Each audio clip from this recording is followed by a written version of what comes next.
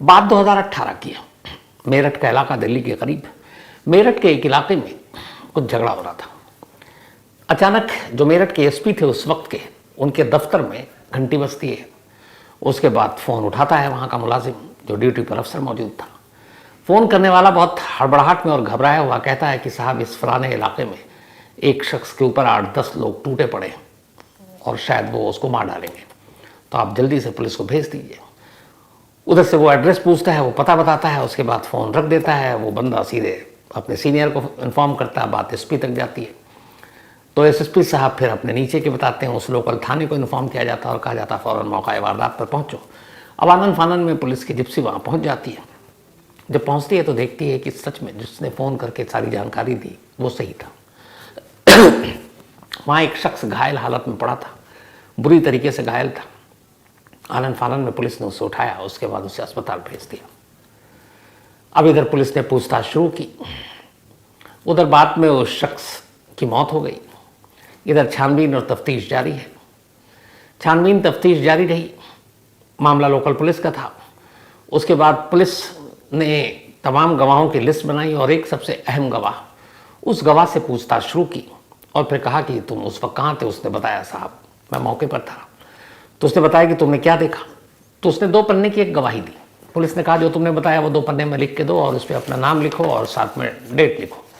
तो उसने जो गवाही दी थी उसमें ये गवाही थी कि जिस वक्त ये झगड़ा हो रहा था मैं अपने घर में बैठा खाना खा रहा था घर के बाहर, तभी अचानक शोर की आवाज़ सुनी और देखा कि कई लोग एक शख्स के ऊपर टूटे हुए और उसे बुरी तरीके से मार रहे हैं। मैंने मदद के लिए कोशिश भी की, बीच बचाने की भी कोशिश की, लेकिन वो सब इतने ख़तरनाक मूड में थे कि मेरी हिम्मत नहीं हुई कि उनसे जाकर उनसे बहस कर सकूं। और उसके बाद फिर तो पुलिस आ गई, लेकिन मैंने अपने आंखों से देखा था कि 8 से 10 लड़के थे और वो एक शख्स को पीट रहे थे। जिसको मार रहे थे उसका नाम था फरहान। अब उसके बाद उसने अपना बयान दर्ज किया और बयान दर्ज करने के बाद उसने तारीख लिखी और जो तारीख थी वो तारीख उसने लिखी थी 14 जुलाई 2018। अब इस बयान को भी उस सारी जो केस की चीज़ें थी उसके साथ संभाल के रखा गया। पुलिस ने तफ्तीश की। इसके बाद करीब 8 लड़कों को पकड़ लिया। 8 लड़कों में से कुछ नामजद थे, कुछ बाद में उनकी गवाही के ऊपर पकड़ा गया और फिर 90 दिन के अंदर अंदर पुलिस ने चार्जशीट दाखिल की। चार्जशीट दाखिल करने के बाद अब मामला अदालत में पहुंच गया। अब अदालत में मुकदमे की कार्रवाई शुरू होनी है। एक एक कर तमाम गवाह अदालत के सामने पेश हो रहे हैं, गवाही चल रही है। अब आई उस शख्स की गवाही जिस गवाही के ऊपर ये केस सबसे ज़्यादा मजबूत खड़ा हुआ था और वो गवाही थी इस शख्स की, और जो गवाह था उसका नाम था महफूज। अब महफूज की गवाही इसलिए इंपॉर्टेंट थी कि जिस जगह पर 8-10 लड़कों ने कत्ल किया था वो उसके ठीक घर के सामने था और उसने अपनी आंखों से उन सबको मारते पीटते हुए देखा था और बाकायदा पुलिस को गवाही दी थी और गवाही के साथ उसने दस्तखत किए। 2 पन्ने की गवाही का पूरा नोट लिखा, तारीख लिखी। तो एक एक कर सब गवाह आते गए। अब पुलिस से कहा गया कि भाई जो सबसे इंपॉर्टेंट गवाह है पुलिस का, उसको पेश किया जाए। तो पहली बार पुलिस ने कहा साहब वो किसी काम से बाहर गया। अदालत ने कहा ठीक है दूसरे गवाह को पेश किया जाए। फिर दूसरा तीसरे गवाही बाकी की चलती रही। फिर घूम फिर कर कुछ वक्त बीता। अब अदालत को याद आया, अदालत ने कहा कि भाई वो आपका मेन गवाह जो कहाँ है, महफूज। पुलिस वाले के फिर उन्होंने कहा, कुछ बहाना बनाया कि सर कुछ ज़रूरी काम से इधर उधर नहीं है, शहर में नहीं है, रोज़ी रोटी के लिए कहीं बाहर चला गया। अदालत ने फिर टाइम दिया, अगली तारीख दी कि भाई उसको पेश करो। अगली तारीख आई, फिर अदालत ने पूछा कहाँ है। फिर पुलिस ने कुछ बहाना बनाया। वक्त बीतता रहा। 2018 का मामला था। ये 18 के एंड में ही मुकदमे की कार्रवाई शुरू हो गई थी। उसके बाद लगभग साल बीत गया। गवाही एक एक कर पूरी हो रही है। अभी भी बहुत सारे गवाह हैं, लेकिन जो पुलिस का सबसे अहम गवाह है वो अब तक कोर्ट में पेश नहीं हो पा रहा और वो है महफूज।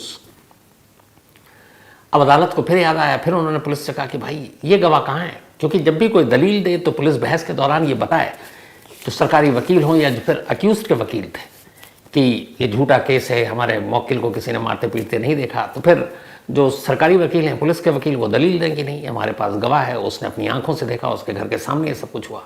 तो फिर क्रॉस एग्जामिनेशन में कहा जाए कि भैया उस गवाह को तो लाओ। अब यहीं पे पुलिस के हाथ में फूल जाएगा। फिर पुलिस कहे कि अच्छा लेकर आता हूँ। धीरे धीरे यही चलता रहा, बहानेबाजी। अब अदालत को भी गुस्सा आ गया। उन्होंने कहा यार तुम इतनी बार वक्त मांग चुके हो, ये कौन है ऐसा गवाह। फिर एक रोज जब डांट खाई पुलिस ने तो कहा उसने साहब उसने अपना घर बदल दिया और हमें उसका नया एड्रेस नहीं मिल रहा है। अदालत ने कहा ठीक है, नया एड्रेस ढूंढो और ढूंढ कर उसको लाओ। कुछ वक्त बीत गया, फिर तारीख आई, पहुंची, अदालत ने पूछा भाई वो गवाह, उन्होंने कहा कि उसका कोई सुराग नहीं मिल रहा। अब इस बार जज साहब को गुस्सा आ गया। उन्होंने कहा यार हद हो गई, इंतहा हो गई, इतना टाइम हो गया तुम्हारा सबसे इंपॉर्टेंट गवाह और तुम बहाने पे बहाना बना रहे हो, अब ये सब नहीं चलेगा। मैं उसके खिलाफ नॉन बेलेबल वारंट या फिर उसके बाद अरेस्ट वारंट जो भी होगा सब जारी करेंगे, और अगर वो नहीं आया और तुम लोगों ने कोर्ट में पेश नहीं किया तो इस केस का आईओ और उस थाने का जो इंचार्ज है इंस्पेक्टर, बोले इनकी नौकरी खा लूंगा, इनकी वर्दी उतार दूंगा। क्योंकि आप एक इंपॉर्टेंट केस में जिस गवाह के बेस पर, जिसके इकबालिया बयान पर आपने ये पूरा केस मुकदमा खड़ा किया है, क्योंकि इकलौता चश्मदीद है जिसने देखा है, और अब तक मुकदमे की कार्रवाई से वही गायब है और आप हमेशा बहाना बना रहे हो, अब नहीं चलेगा। तब एक काम करो कि इस तारीख तक उसको लेकर आओ, और नहीं लाए तो मैं तुम जो पुलिस वाले हो ना, जो आईओ और ये थाने के हेड, इनके खिलाफ एक्शन लेंगे और इनको नौकरी से बर्खास्त करने की सिफारिश कर देंगे। अब अदालत के पास पावर है। इसके बाद वारंट भी जारी हो गया। अब वारंट लेकर अब पुलिस वाले बाहर, अब परेशान, यार क्या करें, गवाह मिल नहीं रहा महफूज। तभी फिर वो एक रोज एक घर में घुसते हैं और उस घर के कई लोगों को उठा के थाने ले आते हैं। थाना लाने के बाद उन सबकी ठीक ठाक से पिटाई होती है। उसके बाद कहा जाता है कि यार महफूज कहाँ, उसको पेश करो। अच्छा, जिस घर से उठा कर लाए थे उसमें एक बंदा रहता था, एक अधेड़ शख्स का नाम महफूज। अब उसको ले आए और सब कहें कि भाई साहब वो अपनी कहानी बता रहे हैं, पुलिस वाले मानने को तैयार नहीं कर रहे हैं, मुझे चाहिए और अदालत में ये तारीख है। अब उनके रिश्तेदारों को पता चला कि उनके बहुत सारे रिश्तेदारों को पुलिस ने उठा रखा है। उन रिश्तेदारों ने एक वकील साहब को हायर किया और पूरी कहानी बताई कि किसी महफूज के चक्कर में हमारे रिश्तेदारों को थाने में इन्होंने बंद कर रखा और कह रहे हैं लेकर आओ, नहीं तो तुम सब अंदर रहोगे और कुछ भी केस डाल देंगे। तो वकील ने कहा ठीक है, मैं मुकदमा लड़ता हूँ। और वकील ने पूरी कहानी सुनी। वकील होशियार, उन्होंने कहा ठीक है।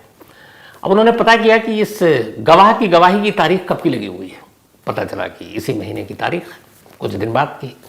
उन्होंने कहा ठीक। अब अदालत बैठी, उस मुकदमे की कार्रवाई शुरू हुई।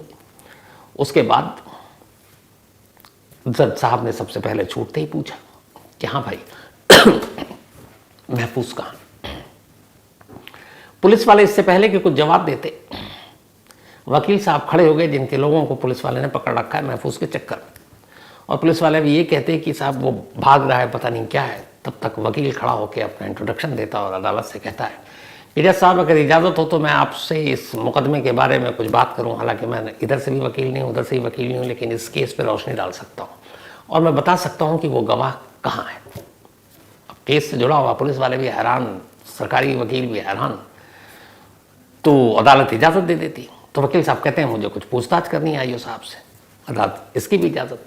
अब वकील साहब उनसे पूछते हैं कि अच्छा ये बताइए, महफूज नाम का जो गवाह है उसने क्या गवाही दी थी। तो जो इंस्पेक्टर साहब हैं केस के आईओ, वो कहते हैं साहब उन्होंने ये कहा था कि उस दिन मैं अपने घर में खाना खा रहा था, बाहर शोर की आवाज़ सुनी। जब शोर की आवाज़ सुनी तो मैं बाहर आया। जब बाहर आया तो देखा कि बहुत सारे लड़के, करीब 8 से 10 उनकी गिनती होगी, एक लड़के के ऊपर टूटे हुए, उसे बहुत बुरी तरह मार रहे हैं। मैंने उनको रोकने की कोशिश की, उनको समझाने की कोशिश की, पर वो माने नहीं और उसे बुरी तरह पीटते रहे।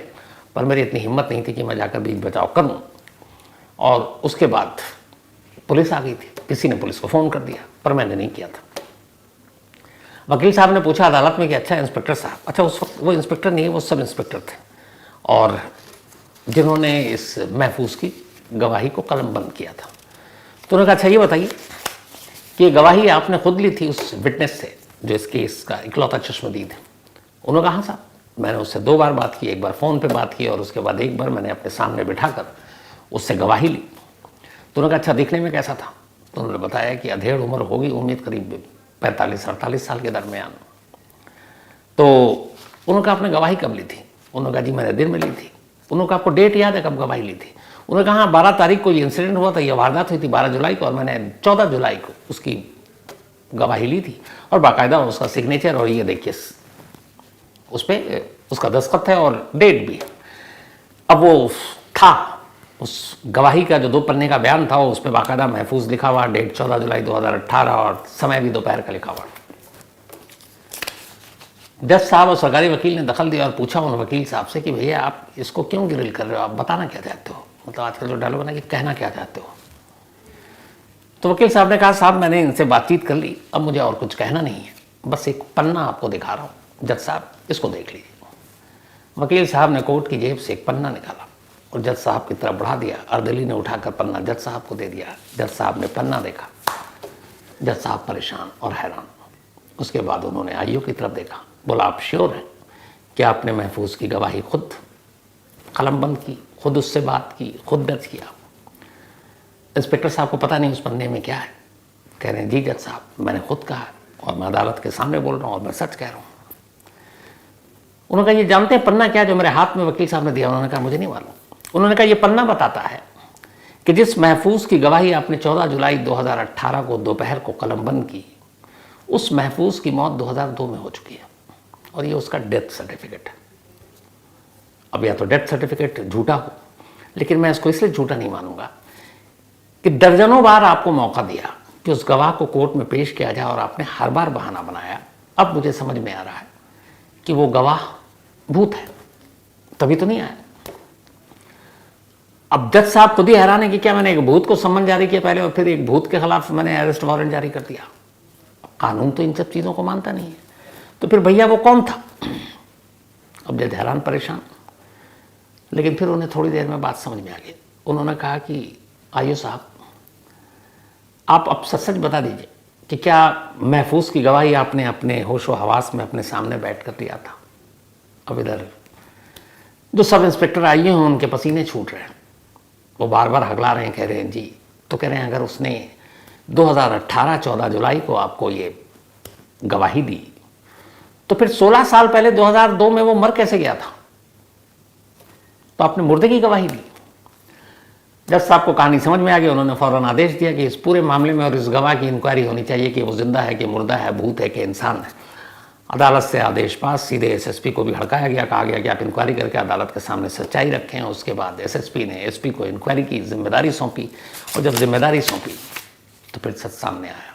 सच जो हमारी पुलिस बहुत बार करती है, सिर्फ यूपी पुलिस की बात नहीं है, पूरे देश की अलग अलग पुलिस। सच ये था कि जब ये इंसिडेंट हुआ, सब इंस्पेक्टर साहब थाने में उस वक्त इंचार्ज, उन्हें लगा यार आम लड़ाई झगड़ा है, उसके बाद ठीक है डेथ हो गई, कहाँ है इतनी मेहनत करूँ, कुर्सी पे बैठा हूँ एसी में ठीक ठाक हूँ, कहाँ गवाह सबूत ये सब ढूंढना। कि उन्होंने कुछ लोगों को फ़ोन किया, फिर उन्होंने पूछा कि यार वहाँ पे कौन कौन रहता है। फिर एक से उन्होंने कहा कि अच्छा सुन, तूने क्या देखा? उसने कहा देखा तो कुछ नहीं, मैंने सुना है सब। तो बोला ठीक है तो इसको लिख दे कागज़ पे और तू गवाह बन जा, फेक गवाह। उसने उनको लिख दिया और वो जो बंदा था उसके बाद से वो मेरठ का इलाका छोड़ के पता नहीं किस शहर में जाके अपनी नौकरी कर रहा है, अपने फैमिली के हिसाब चला गया। वो वहाँ रहता भी नहीं है। अब इंस्पेक्टर साहब को ये लगा था, सब इंस्पेक्टर साहब को, गवाही हो गई, जब मुकदमे का ट्रायल शुरू होगा, फैसला आएगा, तब तक तो देखे जाएंगे, सब भूल चुके होंगे क्या कुछ होना है। लेकिन उन्हें पता नहीं था कि एक गवाह उन्हें फंसा देगा। उन्होंने जिस गवाह का नाम लिखा था वो मुर्दा था। जिस गवाह से उन्होंने गवाही लिखाई थी, बदकिस्मती से उसका भी नाम महफूज था, लेकिन वो गवाह था ही नहीं। और ये जो घर के सामने वाली गवाही की बात है ये भी झूठी थी। तो खुद जब पुलिस ने इंक्वायरी की तो फिर सब इंस्पेक्टर को सच बोलना पड़ा। उन्होंने सच बताया कि मैंने मनगढ़ंत गवाह तैयार कर लिया था, मुझे क्या मालूम था कि वो एक दिन मतलब कोई जो गवाह ही नहीं है और उस गवाह का नाम और पता ऐसा जुड़ जाएगा कि पता चला जिसकी 16 साल पहले मौत हो चुकी है। और इत्तेफाक से जिन फैमिली को उठा कर लाया था उसके घर में भी महफूज नाम का एक शख्स था और उसी एज का था। और वो लोग कह रहे थे कि भैया हमारे घर में एक महफूज था लेकिन उसकी मौत हो चुकी है और 16 साल पहले मौत हो चुकी है। तब वकील ने कहा उस दिन कि जो डेथ सर्टिफिकेट इनकी फैमिली को इन्होंने पकड़ कर रखा हुआ है कि तू महफूज को ला, और बता रहे हैं ये कि देखो मुर्दा है, ये डेथ सर्टिफिकेट है, पर वो मानने को तैयार नहीं। इसलिए अदालत साहब मुझे ये सब कुछ करना पड़ा, उनका वकील बनकर और अदालत में आना पड़ा। जब ये सारी चीज़ें हुई, कोर्ट ने सब इंस्पेक्टर और उनकी टीम के खिलाफ एक्शन का आदेश जारी किया और उसके बाद उस गवाह को लिस्ट से हटाया गया। लेकिन अभी 2024 हो गया, इस मुकदमे का फैसला नहीं हुआ है। तो जब ऐसे गवाह ऐसी चीज़ें होंगी तो फैसला इतनी जल्दी कहाँ होगा। और अपने देश में मैंने बताया ना कि ऐसे बहुत सारे फर्जी गवाह होते हैं, बल्कि कई बार तो ज़मानती ही फर्जी हो जाते हैं। ज़मानत मिली है, 4 को खड़ा कर दिया, उनमें से 2-3 तो जिंदा होते भी है कि नहीं होते पता ही नहीं है, लेकिन ज़मानत के ज़मानतदार वो जिंदा मुर्दा भूत या इंसान पता ही नहीं चलता। ये बहुत पहले से चला आ रहा है। शायद आप लोगों में से बहुत सारे लोगों के लिए ये अनोखा होगा, लेकिन हम लोगों के लिए नहीं है। यहाँ इस तरीके से मुर्दों को भी गवाह बनाया जाता है और कई बार तो मुर्दे मुजरिम भी बन जाते हैं।